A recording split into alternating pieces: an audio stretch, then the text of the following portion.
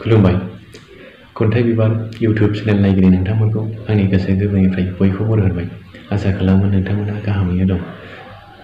आथिखालाव सोलिबाय थानाय कर'ना भाइरासनि साग्लोबनाया सानफा एफा बांबोगासिनो दं।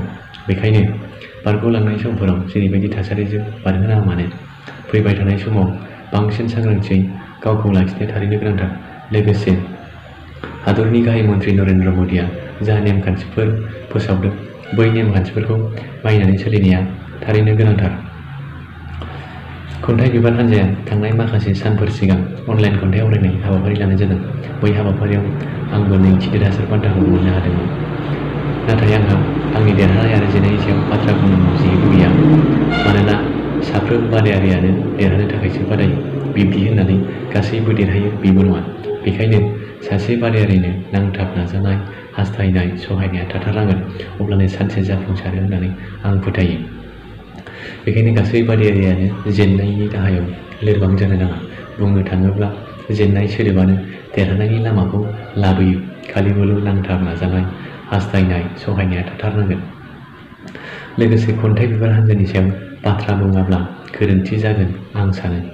गोबां फरायसा लाइमोनफोरा बर' राव थुनलाइखौ सिबिनो एबा थुनलाइनि बाख्रियाव एज्रेदगासे बिहोमा होनो थं नागिरना मोनाखैमोन।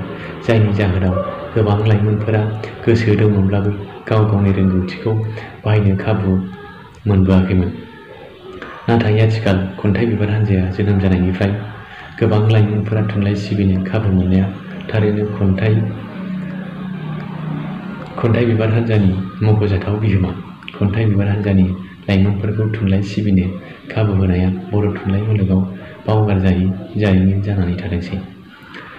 खन्थाइ बिबार हान्जानि बेबायदि लाइमोनफोरखौ थुलुंगाथि मोनसे बादायलायनाय हाबाफारि लाबाय थानाया आथिखालाव थुनलाइ